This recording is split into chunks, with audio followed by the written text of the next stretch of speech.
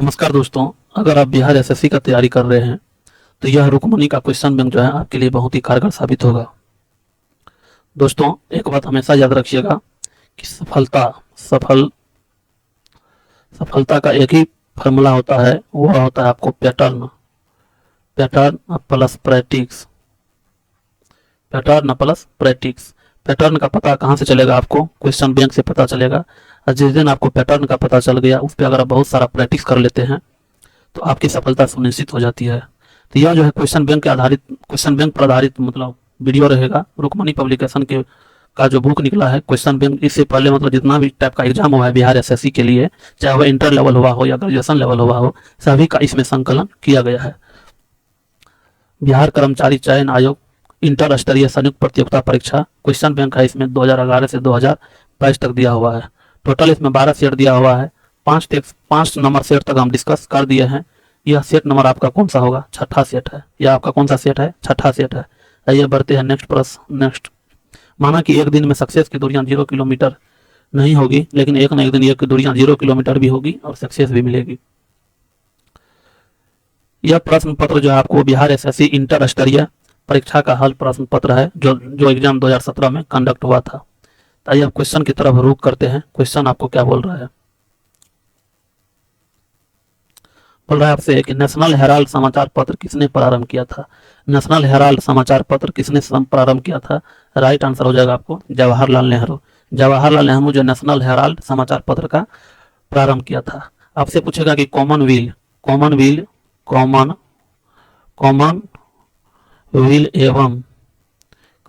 एवं new India समाचार पत्र का मतलब संपादन किसने किया था? तो क्या होगा इसका जवाब? Annie Besant. कॉमनवेल्थ और न्यू इंडिया समाचार पत्र किसने निकाला था? एनी बेसेंट ने निकाला था। अमृत बाजार पत्रिका किसने निकाला था? सुशील कुमार घोष। अमृत बाजार पत्रिका का संपादन किसने किया था? शिशिर कुमार घोष।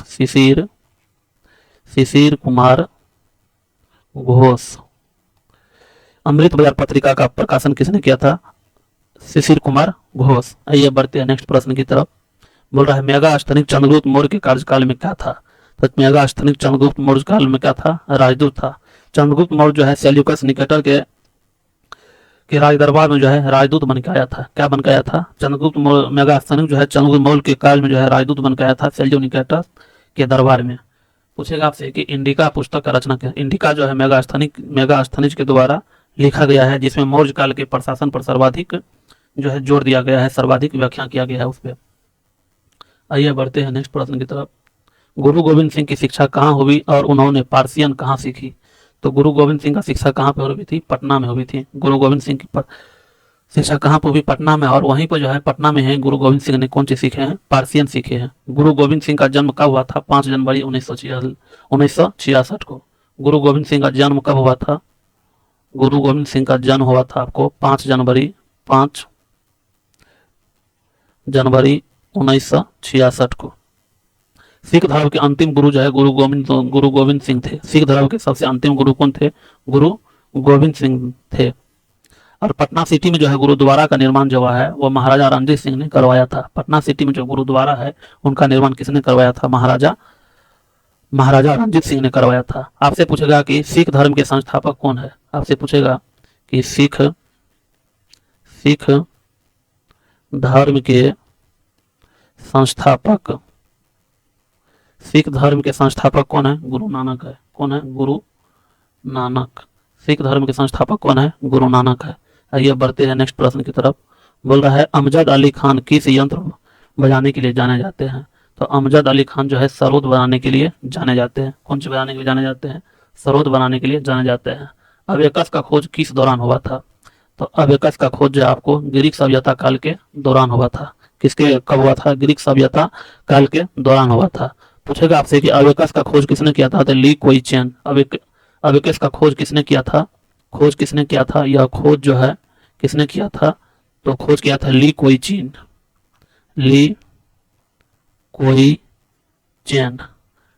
चैन ने जो है अबेकस का क्या किया था? आविष्कार किया था और ऐसा माना जाता है कि अबेकस का आविष्कार जो है 3000 ईसा पूर्व पहले हुआ था। 3000 ईसा पूर्व जो है पहले हुआ था। ऐसा माना जाता है कि अबेकस का आविष्कार जो है 3000 ईसा पूर्व पहले हुआ था। आइए बढ़ते हैं नेक्स्ट प्रश्न की तरफ। 18वीं शताब्दी में किस देश ने जर्मनी पर शासन किया था? तो 18वीं शताब्दी में ऑस्ट्रिया ने जर्मनी पर क्या किया था? शासन किया था। 18वीं शताब्दी जो है ऑस्ट्रिया ने जर्मनी पर क्या किया था? शासन किया था। पूछेगा आपसे कि जर्मनी का एकीकरण कब हुआ था? जर्मनी का एकीकरण कब हुआ था? तो जर्मनी का एकीकरण कब हुआ था? 1971 ईस्वी में। जर्मनी का एकीकरण कब हुआ था? 1971 ईस्वी में। आइए बढ़ते हैं नेक्स्ट प्रश्न की तरफ। बोल रहा है भारत की लोकसभा और राज्यसभा में कोरम के लिए कुल कितने सदस्यों का होना आवश्यक है? तो राइट आंसर हो जाएगा 1/10। भारत की दोनों लोकसभा और राज्यसभा में कोरम के लिए कुल कितने सदस्यों का होना आवश्यक है? 1/10। उसके बाद है आपको साप्ताहिक शार्ली एब्दो कहाँ से प्रकाशित किया जाता है? साप्ताहिक शार्ली एब्दो जो है कहाँ से प्रकाशित किया जाता है? राइट आंसर हो जाएगा आपको पेरिस से। कहाँ से किया जाता है? पेरिस से। बोल रहा है कि H1N1 इसके द्वारा होता है। H1N1 किसके द्वारा होता है? राइट आंसर हो जाएगा आपको विषाणु के द्वारा। किसके द्वारा होता है? H1N1 किसके द्वारा होता है? विषाणु के द्वारा होता है। आपसे पूछा जाएगा कि H5N1 किसके द्वारा होता है? तो वर्ड फ्लू किसके कारण होता है? H5N1 के कारण। वर्ड फ्लू किसके कारण होता है? H5N1 के कारण जो है वर्ड फ्लू होता है। वर्ड फ्लू आपसे पूछेगा कि वर्ड फ्लू किसके कारण होता है? तो H5N1 के कारण होता है। H5N1 के कारण जो है वर्ड फ्लू होता है। आइए बढ़ते हैं नेक्स्ट प्रश्न की तरफ। एक जाना माना साहित्यिक समारोह कहाँ होता है? एक जाना माना प्रत्येक साल जो है साहित्यिक समारोह कहाँ पर होता है? राइट आंसर हो जाएगा आपको जयपुर। कहाँ पर होता है? जयपुर में। जयपुर को जो है गुलाबों का शहर या गुलाबी शहर कहा जाता है। ये जयपुर को क्या कहा जाता है? गुलाबी शहर के नाम से भी जाना जाता है। जयपुर को गुलाबी शहर के नाम से भी जाना जाता है। मत्स्य महाजनपद की राजधानी कहाँ पे थी? विराटनगर थी। उसी विराटनगर को क्या कहा जाता है? जयपुर कहा जाता है। आइए बढ़ते हैं नेक्स्ट प्रश्न की तरफ। बुद्ध से संबंधित अवसरों से जुड़े प्रतीक में स्तूप किसका प्रतीक है? तो स्तूप किसका प्रतीक होता है? मृत्यु का प्रतीक होता है। स्तूप किसका प्रतीक होता है? मृत्यु का प्रतीक होता है। आइए अब बढ़ते हैं नेक्स्ट प्रश्न की तरफ। गुप्त वंश का अंतिम शासक कौन था? गुप्त वंश का अंतिम शासक कौन था? तो गुप्त वंश का अंतिम शासक कौन था? विष्णुगुप्त। गुप्त वंश का अंतिम शासक कौन था? विष्णुगुप्त था। पूछेगा आपसे कि गुप्त वंश का संस्थापक किसे माना जाता है? गुप्त वंश का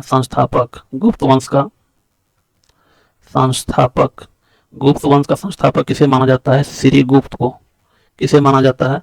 गुप्त वंश का संस्थापक किसे माना जाता है? श्रीगुप्त को। लेकिन जब पूछ देगा कि गुप्त वंश का वास्तविक संस्थापक बताइए। गुप्त वंश का वास्तविक संस्थापक। गुप्त वंश का वास्तविक संस्थापक। गुप्त वंश का जो है आपको बताना है कि वास्तविक संस्थापक किसे माना जाता है? चंद्रगुप्त प्रथम को। चंद्रगुप्त फर्स्ट को या चंद्रगुप्त प्रथम को जो है गुप्त वंश का प्रथम शासक माना जाता है। आइए बढ़ते हैं नेक्स्ट प्रश्न की तरफ। किसने दाऊद को जो है पटना और हाजीपुर से खदेड़ कर बाहर कर दिया? राइट आंसर हो जाएगा आपको अकबर। अकबर ने जो है दाऊद को पटना और हाजीपुर से जो है खदेड़ कर कहाँ कर दिया? बाहर कर दिया। आइए बढ़ते हैं नेक्स्ट प्रश्न की तरफ। बोल रहा है आपसे कि अकबर के राज दरबार में कितने रत्न थे? तो अकबर के राज दरबार में कितने रत्न थे? 9 रत्न थे। कितने रत्न थे? 9 रत्न थे। उन रत्नों में क्या नाम है? उन रत्नों का बीरबल, मान सिंह, अब्दुल फजल, टोडरमल, अब्दुल रहीम खान खाना, तानसेन, मुलादो प्याजा, हकीम हुकाम और फैजी थे।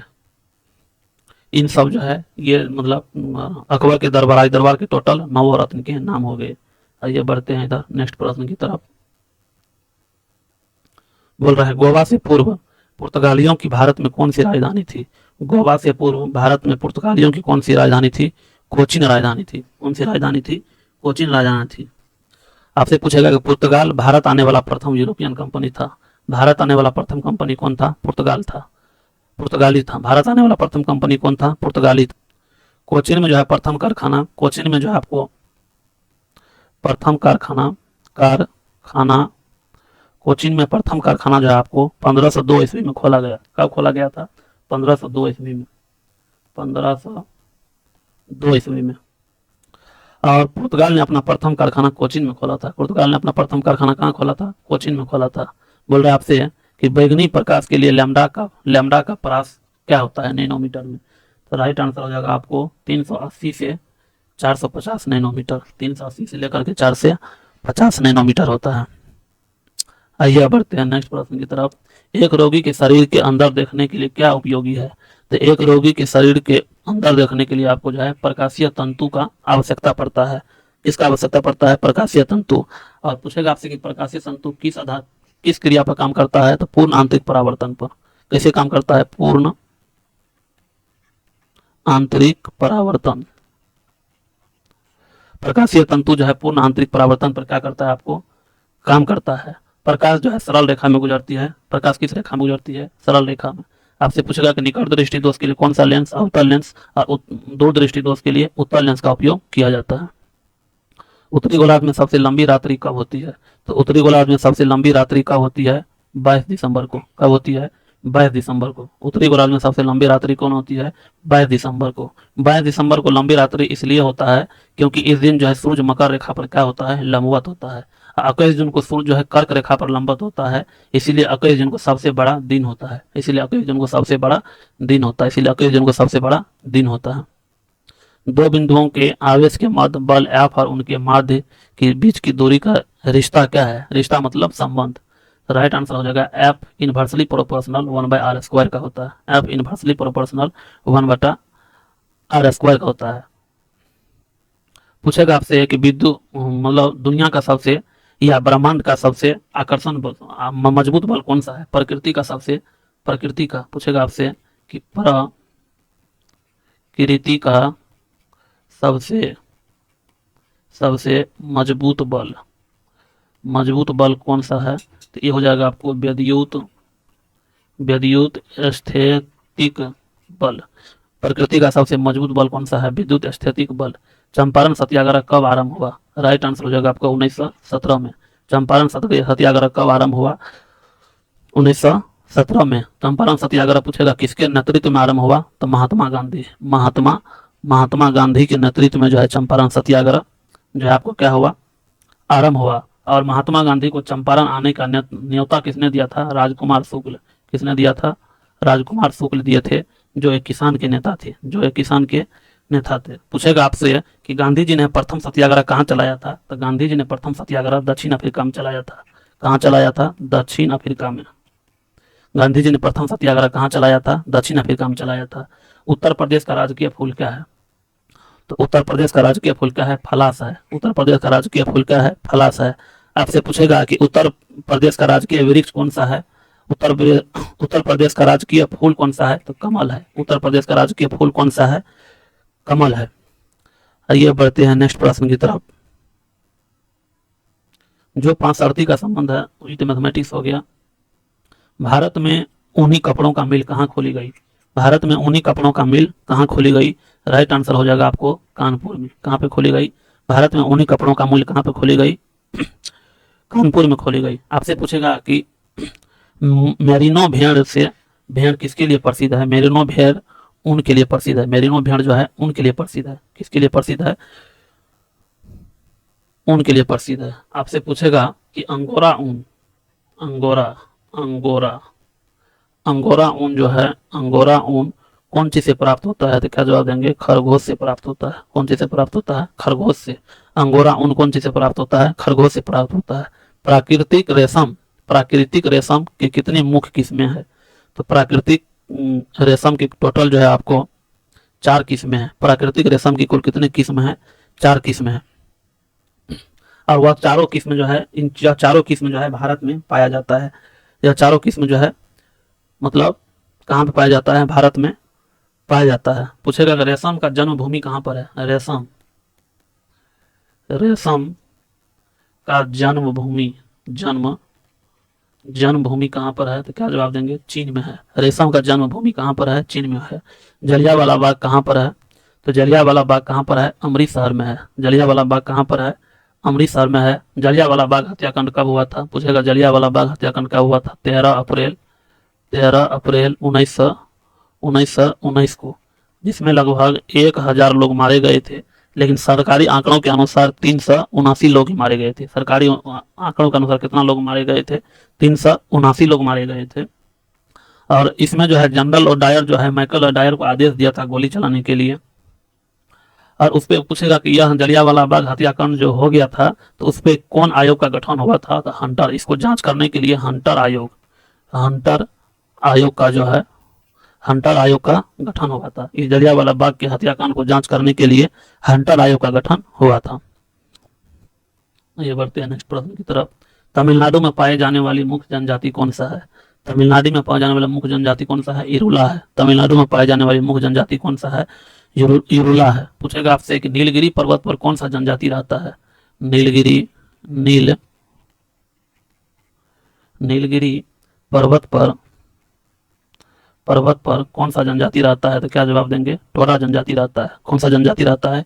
टोडा जनजाति रहता है। जारवा जनजाति यहाँ पर पाई जाती है। जारवा जनजाति कहाँ पर पाई जाती है? राइट आंसर हो जाएगा आपको अंडमान निकोबार में। जारवा जनजाति कहाँ पे पाई जाती है? अंडमान और निकोबार में। भारत में पूछेगा आपसे लगभग कितनी जनजातियां हैं? तो भारत में लगभग जो है 550 जनजातियां हैं। भारत में लगभग कितनी जनजातियां हैं? 550 जनजातियां हैं, जिनमें से सबसे ज्यादा जो है मध्य प्रदेश में। जिसमें सबसे ज्यादा कहाँ पर है? मध्य प्रदेश में। सबसे ज्यादा जनजाति के लोग कहाँ रहते हैं? मध्य प्रदेश में रहते हैं। आइए नेक्स्ट प्रश्न की तरफ बढ़ते हैं। भारत की प्रथम वन्यजीव संरक्षण परियोजना का क्या नाम है? भारत की प्रथम वन्यजीव संरक्षण परियोजना का क्या नाम है? राइट आंसर हो जाएगा आपको हंगुल वन्यजीव परियोजना। हंगुल वन्यजीव परियोजना। हंगुल कौन सी का नाम होता है? हंगुल एक कस्तूरी मिरिग है। हंगुल कौन सी का नाम होता है? यह एक कस्तूरी मिरिग है। हंगुल एक प्रकार का क्या है? कस्तूरी मिरिग का नाम है। हंगुल किसका है? कस्तूरी मिरिग का नाम है। पूछेगा कि भारत का प्रथम वन्यजीव परियोजना का जो है प्रारंभ हुआ था, कब हुआ था? तो क्या जवाब देंगे? 1970 में हुआ था। कब हुआ था? 1970 में हुआ था। 7 दिसंबर 1992 को प्रोजेक्ट हाथी को प्रारंभ किया गया था। पूछेगा आपसे कि प्रोजेक्ट हाथी का प्रारंभ कब हुआ था? तो क्या जवाब देंगे? 7 दिसंबर 1992 को। 7 दिसंबर 1992 को जो है प्रोजेक्ट हाथी का प्रारंभ हुआ था। उसके बाद नेक्स्ट प्रश्न आपको, नीति आयोग का प्रारंभ कब हुआ था? तो नीति आयोग का प्रारंभ जो है आपको जनवरी 2015 को हुआ था। नीति आयोग का कब हुआ था? जनवरी 2015 को। तो क्या जनवरी पूछेगा? तो 1 जनवरी 2015 को जो है नीति आयोग का स्थापना हुआ था। नीति आयोग का स्थापना कब हुआ था? नीति आयोग जो है आपको योजना आयोग से ट्रांसफर हुआ है। नीति आयोग कौन सी से हुआ है? योजना आयोग से प्रारंभ हुआ है। पूछेगा आपसे कि योजना आयोग का गठन कब हुआ था? 15 मार्च 1950 को। योजना आयोग का गठन कब हुआ था? 15 मार्च 1950 को। यही योजना आयोग जो है 1 जनवरी 2015 को जो है नीति आयोग बन जाता है। कौन सी बन जाता है? नीति आयोग बन जाता है। 1 जनवरी 2015 को क्या बन जाता है? नीति आयोग बन जाता है। और नीति आयोग के अध्यक्ष जो है ना प्रधानमंत्री होते हैं। कौन होते हैं? प्रधानमंत्री होते हैं। नीति आयोग के अध्यक्ष कौन होते हैं? प्रधानमंत्री होते हैं। नीति आयोग का अध्यक्ष कौन होता है? प्रधानमंत्री होता है। पवनार आश्रम के संस्थापक कौन थे? विनोबा भावे। पवनार आश्रम के संस्थापक कौन थे? विनोबा भावे थे। और विनोबा भावे को जो है भूदान आंदोलन का जनक कहा जाता है। पूछेगा विनोबा भावे कौन थे? तो इसको भूदान आंदोलन के जनक के रूप में जाना जाता है। विनोबा भावे को भूदान आंदोलन के जनक के रूप में जाना जाता है। पूछेगा आपसे कि विनोबा भावे के राजनीतिक गुरु कौन थे? तो विनोबा भावे के राजनीतिक गुरु थे महात्मा गांधी। और महात्मा गांधी के राजनीतिक गुरु कौन थे? गोपाल कृष्ण गोखले। और गोपाल कृष्ण गोखले के राजनीतिक गुरु कौन थे? एमजी रानाडे। इस क्रम को याद करके रखिएगा। विनोबा भावे का राजनीतिक गुरु कौन है? महात्मा गांधी। महात्मा गांधी के राजनीतिक गुरु कौन है? गोपाल कृष्ण गोखले। और गोपाल कृष्ण गोखले के राजनीतिक गुरु कौन है? एमजी रानाडे। जम्मू और कश्मीर की शासकीय भाषा कौन सी है? तो जम्मू और कश्मीर की शासकीय भाषा कौन सी है? उर्दू। जम्मू और कश्मीर की शासकीय भाषा कौन सा है? उर्दू है। आइए अब बढ़ते हैं नेक्स्ट प्रश्न की तरफ। जापान की संसद को क्या कहा जाता है? तो जापान की संसद को क्या कहा जाता है? डायट कहा जाता है। जापान की संसद को क्या कहा जाता है? डायट कहा जाता है। जापान की संसद को क्या कहा जाता है? डायट कहा जाता है। कार्टेस किसके सांसद कहते हैं? स्पेन के सांसद को क्या कहते हैं? कार्टेस कहते हैं। स्पेन के सांसद को क्या कहते हैं? कार्टेस कहते हैं। सियाजिम जो है पोलैंड के सांसद को कहते हैं। पोलैंड के सांसद को क्या कहते हैं? सियाजिम कहते हैं। और आयरलैंड के संविधान को डेल कहते हैं। आयरलैंड की संसद को क्या कहते हैं? डेल कहा जाता है। रियाल किस देश की मुद्रा है? रियाल किस देश की मुद्रा है? राइट आंसर हो जाएगा आपको सऊदी अरब। रियाल किस देश की मुद्रा है? सऊदी अरब। रोमानिया का मुद्रा क्या है? रोमानिया का मुद्रा क्या है? रोमानिया का मुद्रा लियू है। रोमानिया का मुद्रा क्या होता है? लियू होता है। रोमानिया का मुद्रा का क्या नाम है? लियू है। पाकिस्तान की मुद्रा का क्या नाम है? रुपया। पाकिस्तान की मुद्रा का क्या नाम है? रुपया है। आइए बढ़ते हैं नेक्स्ट प्रश्न की तरफ। भारतीय झंडे में चक्र का रंग कैसा होता है? तो भारतीय झंडे में जो है चक्र का रंग नीला होता है। भारतीय झंडे में चक्र का रंग कैसा है? नीला है। और भारतीय झंडे को संविधान सभा द्वारा जो है 22 जुलाई 1947 को स्वीकार कर लिया गया था। पूछेगा आपसे कि झंडा समिति के अध्यक्ष कौन होते थे? तो राजेंद्र प्रसाद होते थे। झंडा समिति के अध्यक्ष कौन थे? झंडा समिति के अध्यक्ष जो है जेबी कृपलानी होते थे। कौन थे? झंडा समिति के अध्यक्ष कौन थे? जेबी कृपलानी। अब भारत का राष्ट्रीय चिन्ह कौन सा है? पूछेगा आपसे कि भारत का राष्ट्रीय चिन्ह कौन सा है? तो अशोक चक्र। भारत का राष्ट्रीय चिन्ह कौन सा है? अशोक चक्र। वंदे मातरम का अंग्रेजी अनुवाद किसने किया है? तो वंदे मातरम का अंग्रेजी अनुवाद किसने किया था? अरविंद घोष। वंदे मातरम का अंग्रेजी अनुवाद किसने किया था? अरविंदो घोष ने। वंदे मातरम जो है सर्वप्रथम 1882 ईस्वी में आनंद मठ उपन्यास में जो है प्रकाशित हुआ था। सर्वप्रथम जो है 1882 ईस्वी में आनंद मठ उपन्यास में जो है प्रकाशित हुआ था। आनंद मठ उपन्यास में प्रकाशित हुआ था। और वंदे मातरम पूछेगा कि किस अधिवेशन में गाया गया था? तो 1896 के कोलकाता अधिवेशन में गाया गया था। जिनके अध्यक्ष कौन थे? रहीमतुल्लाह सयानी जी। जिनके अध्यक्ष कौन थे? रहीमतुल्लाह सयानी। एक चैत्र प्रायः पड़ता है। तो राइट आंसर हो जाएगा आपको 22 मार्च को। एक चैत्र कब पड़ता है? 22 मार्च को पड़ता है। एक चैत्र कब पड़ता है? 22 मार्च को पड़ता है। पूछेगा आपसे कि राष्ट्रीय पंचांग में जो है प्रथम माह क्या होता है? तो प्रथम माह चैत होता है। राष्ट्रीय पंचांग में प्रथम माह कौन सा आता है? चैत होता है। और अंतिम माह जो है फाल्गुन होता है। कौन होता है? फाल्गुन होता है, यानी फागुन होता है। अंतिम माह कौन होता है?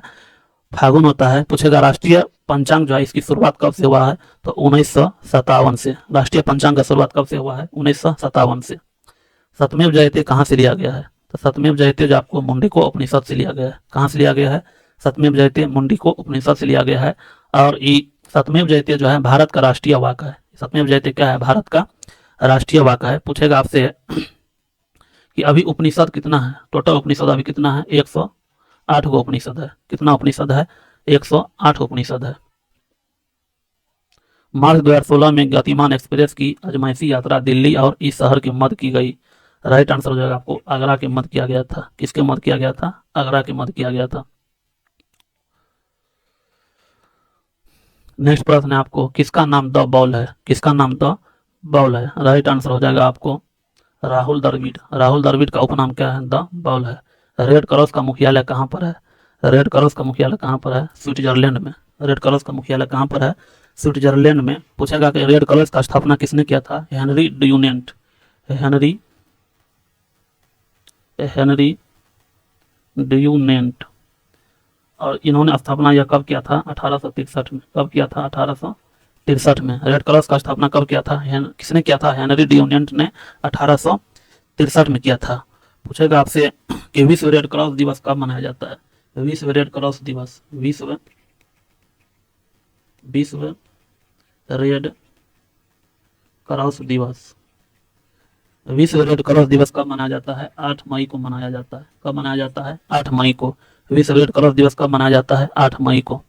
आनंद मठ के लेखक कौन थे? आनंद मठ के लेखक कौन है? बंकिम चंद्र चट्टोपाध्याय। आनंद मठ के लेखक कौन है? बंकिम चंद्र चट्टोपाध्याय। पूछेगा आपसे कि सन्यासी विद्रोह का उल्लेख किसमें किया गया है? तो इसी आनंद मठ में किया गया है।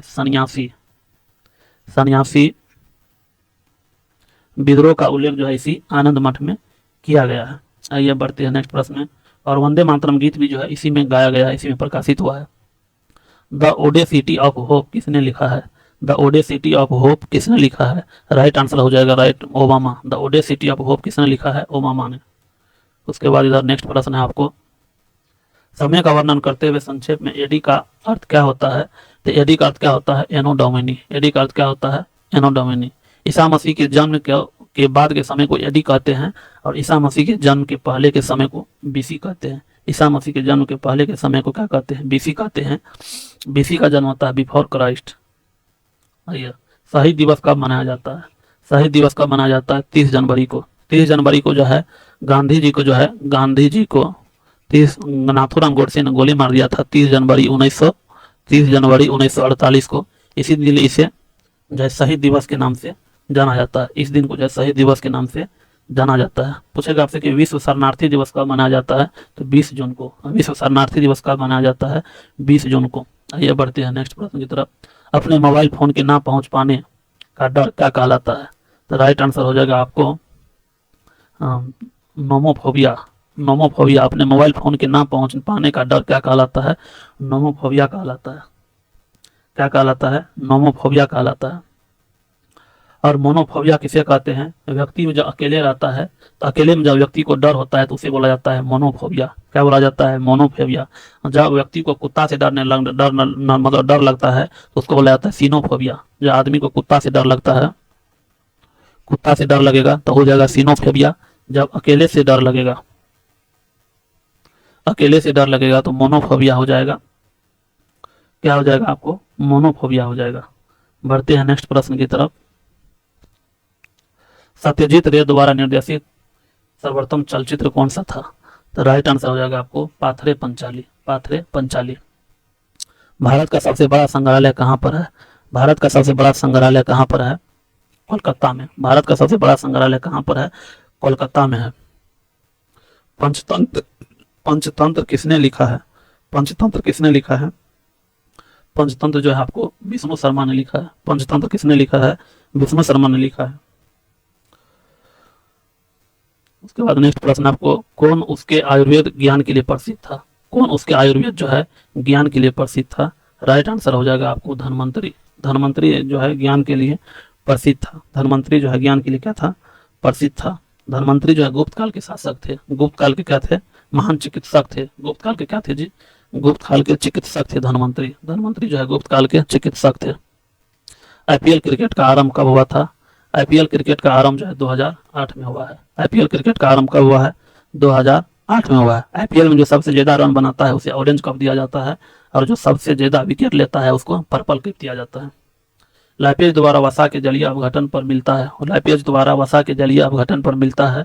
राइट आंसर हो जाएगा आपको वसीय अम्ल और ग्लिसरॉल। वसीय अम्ल और ग्लिसरॉल मिलता है। क्या मिलता है? वसीय अम्ल और ग्लिसरॉल मिलता है। वसा दो प्रकार के होते हैं, संतृप्त हाइड्रोकार्बन वसा और असंतृप्त हाइड्रोकार्बन वसा। भारतीय मानक समय ग्रीनविच मध्य से इतना आगे है। कितना आगे है? 5.5 घंटे आगे है। कितना आगे है? 5.5 घंटे आगे है।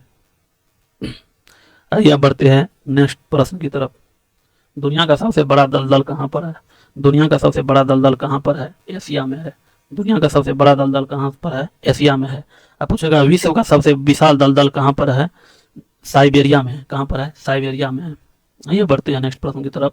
मानचित्र में समुद्र की समान गहराइयों को जोड़ने वाली रेखा को क्या कहते हैं? राइट आंसर हो जाएगा आपको आइसोबाथ। क्या हो जाएगा? आइसोबाथ। आइसोगोनल किसे कहते हैं?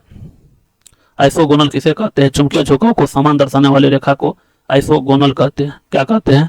आइसोगोनल कहते हैं। आइसो नॉर्मल किसे कहते हैं? आइसो नॉर्मल किसे कहते हैं? आइसो नॉर्मल कहते हैं चुंबकीय झुकाव। तो यहाँ पे उल्टा हो गया। आइसोगोनल। आइसोगोनल जो है, आइसोगोनल चुंबकीय झुकाव को समान दर्शाने वाली रेखा को कहते हैं। आइए बढ़ते हैं नेक्स्ट प्रश्न पर। ये सब को अभी याद नहीं है, इसे भी बता देंगे। यह एक ठंडी और शुष्क जलवायु है। निम्नलिखित में कौन एक ठंडी और शुष्क जलवायु है? राइट आंसर हो जाएगा आपको बोरा। बोरा जो है ठंडी और शुष्क जलवायु है। वह नदी जो दिल्ली में बहती है, तो यमुना नदी कहाँ पे बहती है? दिल्ली में बहती है। यमुना नदी कहाँ बहती है? दिल्ली में बहती है। यमुना नदी जो है गंगा नदी की सबसे बड़ी सहायक नदी है। यमुना नदी जो है गंगा नदी की सबसे बड़ी सहायक नदी है। और गंगा नदी भारत में बहने वाली सबसे बड़ी नदी है। गंगा नदी भारत में बहने वाली सबसे बड़ी नदी है। इरावती नदी किस में गिरती है? इरावती नदी किस में गिरती है? राइट, बंगाल की खाड़ी में। राइट आंसर हो जाएगा आपको बंगाल की खाड़ी में। इरावती नदी कहाँ पर गिरती है? बंगाल की खाड़ी में। नदी का एक उथला विस्तार जो नाव पर या गाड़ी से पार किया जा सके उसे क्या कहते हैं? राइट आंसर हो जाएगा आपको रीफ। उसे क्या कहते हैं? रीफ कहते हैं। दुनिया का सबसे बड़ा द्वीप कौन सा है? दुनिया का सबसे बड़ा द्वीप कौन सा है? राइट आंसर हो जाएगा ग्रीनलैंड द्वीप। ग्रीनलैंड द्वीप जो है दुनिया का सबसे बड़ा द्वीप है। ग्रीनलैंड द्वीप दुनिया का सबसे बड़ा द्वीप है। वह एक संग्रहित फल है। कौन एक निम्नलिखित में संग्रहित फल है? राइट आंसर हो जाएगा आपको शहतूत। शहतूत जो है एक प्रकार का संग्रहित फल है। शहतूत एक प्रकार का क्या है? संग्रहित फल है। पूछेगा आपसे कि फलों का अध्ययन क्या कहलाता है? तो पोमोलॉजी। फलों का अध्ययन क्या कहलाता है? पोमोलॉजी कहलाता है। फलों का अध्ययन क्या कहलाता है? पोमोलॉजी कहलाता है। बज शहर कहाँ पर है? बज शहर कहाँ पर है? राइट आंसर हो जाएगा आपको ऑस्ट्रेलिया में। बज शहर कहाँ पर है? ऑस्ट्रेलिया में है। पूछेगा कि ऑस्ट्रेलिया की राजधानी कहाँ पर है? तो क्या जवाब देंगे? वियना। ऑस्ट्रेलिया की राजधानी कहाँ पर है? वियना है। ऑस्ट्रेलिया की राजधानी कहाँ पर है? वियना है। और ऑस्ट्रेलिया का रुपये मुद्रा का क्या नाम है? यूरो। यूरो। ऑस्ट्रेलिया की मुद्रा का क्या नाम है? यूरो। मात्रा UT plus half eighty square चीन का समान अर्थ क्या होता है? आयाम क्या होता है? राइट आंसर हो जाएगा एल। राइट आंसर क्या हो जाएगा? एल। इसको तय की गई दूरी एस से भी सूचित करते हैं। एस को आप लेंथ भी एल भी बोल सकते हैं, इसीलिए यह एल हो गया। तय की गई दूरी एस बराबर होता है UT plus half eighty square. आपसे पूछेगा त्वरण ए बराबर फार्मूला क्या होता है? भी माइनस यू बटा टी। त्वरण ए बराबर भी माइनस यू बटा सी। वेग भी बराबर क्या होता है? You plus A T. वेग भी बराबर क्या होता है? You plus A T. भी और यू में संबंध के लिए क्या हो कौन फार्मूला आता है? भी स्क्वायर बराबर यू स्क्वायर प्लस 2as। भी स्क्वायर बराबर यू स्क्वायर प्लस 2as। शासकीय भौतिकी के नियम इन कणों पर लागू होते हैं। शासकीय भौतिक के नियम किन कणों पर लागू होते हैं? राइट आंसर हो जाएगा आपको greater than 10⁻⁻⁶ metre. Greater than 10⁻⁻⁶ metre. एक कार का एक पहिया जो सड़क पर चल रहा है। राइट आंसर हो जाएगा आपको सबसे ज्यादा उसमें क्या होगा? स्थितिक घर्षण होगा। उससे कम होगा काइनेटिक घर्षण। उसके बाद होगा रोलिंग घर्षण। ध्वनि गति भी और माध्यम का घनत्व लैम्डा के मध्य कौन सा संबंध है? कौन सा रिश्ता है? राइट आंसर हो जाएगा आपको भी स्क्वायर इनवर्सली प्रोपोर्शनल लैम्डा का होता है। रो, इसको रो भी बोलते हैं। गुरु नानक का जन्म कहाँ पर हुआ था? गुरु नानक का जन्म कहाँ पर हुआ था? राइट आंसर हो जाएगा आपको तलवंडी में। गुरु नानक का जन्म कहाँ पर हुआ था? तलवंडी में हुआ था। पूछेगा आपसे गुरु नानक का जन्म कब हुआ था? तो 1469 ईस्वी को हुआ था। कब हुआ था? 1469 ईस्वी को। मृत्यु जो है 1539 में हुआ था। मृत्यु कब हुआ था? 1539 में होता है। गुरु नानक का जन्म स्थान जो है ननकाना साहिब कहलाता है। गुरु नानक के जन्म स्थान को ननकाना साहिब के नाम से जाना जाता है। ननकाना साहिब के नाम से जाना जाता है। गुरु नानक के जन्म स्थान को ननकाना साहिब के नाम से जाना जाता है। पूछेगा आपसे कि गुरुमुखी लिपि का आविष्कार किसने किया था? गुरुमुखी लिपि का आविष्कार किसने किया था? गुरु अंगद ने किया था। और लंगर व्यवस्था को किसने अस्थायी कर दिया? तो गुरु अंगद ने ही लंगर व्यवस्था को क्या कर दिया था? अस्थायी कर दिया था। अंग्रेज ने बहादुर शाह द्वितीय को देश से निकालकर कहाँ भेज दिया? राइट आंसर हो जाएगा आपको रंगून। कहाँ भेज दिया? रंगून भेज दिया। कहाँ पे भेज दिया? रंगून भेज दिया। रंगून पहले क्या था? वर्मा देश की राजधानी था। रंगून क्या था? पहले वर्मा देश की राजधानी था। लेकिन अभी वर्तमान में वर्मा की राजधानी कहाँ पर है? सॉरी, लेकिन वर्तमान में वर्मा जो है म्यांमार का नाम है। लेकिन वर्तमान में वर्मा जो है म्यांमार का नाम है। आइए बढ़ते हैं नेक्स्ट प्रश्न की तरफ। अभिज्ञान शाकुंतलम का प्रथम अंग्रेजी अनुवाद किसने किया था? तो राइट आंसर हो जाएगा आपको जॉन निकोलसन। John Nicolson. पूछेगा अभिज्ञान शाकुंतलम किसकी कृति है? किसकी रचना है? तो किसकी रचना है? कालिदास की। किसकी रचना है? कालिदास की कृति है। अभिज्ञान शाकुंतलम किसकी रचना है? कालिदास की सबसे महत्वपूर्ण रचना है। और ये बढ़ते हैं नेक्स्ट प्रश्न की तरफ। बोल रहा है अंग्रेजों के भारत में राजकाल में आखिर से एक पूर्ण वायसराय कौन था? आखिर से यानी अंतिम जो है पूर्ण वायसराय, पूर्व वायसराय कौन था? तो राइट आंसर हो जाएगा आपको वेवेल। कौन था? वेवेल था। वेवेल का कार्यकाल जो है 1943 से लेकर के 1947 तक था। वेवेल का कार्यकाल क्या था? 1943 से लेकर के 1947 तक था। पूछेगा आपसे कि भारत का अंतिम गवर्नर जनरल का नाम बताइए। स्वतंत्रता के बाद अंतिम गवर्नर जनरल का क्या नाम था? चक्रवर्ती राजागोपालाचारी। चक्रवर्ती राजागोपालाचारी। एक लोह चुंबकीय पदार्थ के लिए उसकी चुंबकीय सुग्राहिता के लिए कौन सा सतह है? राइट आंसर हो जाएगा आपको अधिक। क्या हो जाएगा? अधिक हो जाएगा। अस्थायी चुंबक पूछेगा आपसे कि अस्थायी चुंबक बनाने के लिए किसका उपयोग किया जाता है? तो इस्पात का उपयोग किया जाता है। किसका उपयोग किया जाता है? अस्थायी चुंबक बनाने के लिए इस्पात का उपयोग किया जाता है। किसका उपयोग किया जाता है? इस्पात का। राइट आंसर हो जाएगा जब प्रकाश एक दूसरे माध्यम के अंदर जाता है। कहने का मतलब है जब प्रकाश प्रथम माध्यम से दूसरे माध्यम में जाता है तो उसकी आवृत्ति में कोई परिवर्तन नहीं आता है। उसकी आवृत्ति में कोई परिवर्तन नहीं आता है। उसकी आवृत्ति में कोई परिवर्तन नहीं आता है। और प्रकाश की गति की गणना सर्वप्रथम रोमर ने किया था। किसने किया था? रोमर। प्रकाश की गति की गणना सर्वप्रथम किसने किया था? रोमर ने किया था। प्रकाश जो आपको निर्वात में भी गमन कर सकती है। प्रकाश जो आपको निर्वात में भी गमन कर सकती है। प्रकाश जब छोटे छोटे बंडलों या पैकेट में गमन करता है ना तो उसे फोटोन कहा जाता है। क्या कहा जाता है? फोटोन। उसे क्या बोला जाता है? फोटोन बोला जाता है। इधर मैथमेटिक्स है, मैथमेटिक्स का प्रश्न आप लोग अपने सोल्व कर लीजिएगा। इधर मैथमेटिक्स दिया हुआ है। बोल रहा है कि एक धातु की फॉस्फेट का सूत्र MHPO4 है। इसके क्लोराइड का सूत्र क्या होगा? तो इसके क्लोराइड का सूत्र क्या होगा? MCl2। इसके क्लोराइड का सूत्र क्या होगा? MCl2। किसमें sp संकलित कार्बन है? संकरित कार्बन है। किसमें जो है sp संकरित कार्बन है? राइट आंसर हो जाएगा CH triple bond CH। CH triple bond CH जो है sp संकरित कार्बन है। हाइड्रोजन बम आधारित है। हाइड्रोजन बम कौन चीज पर आधारित होता है?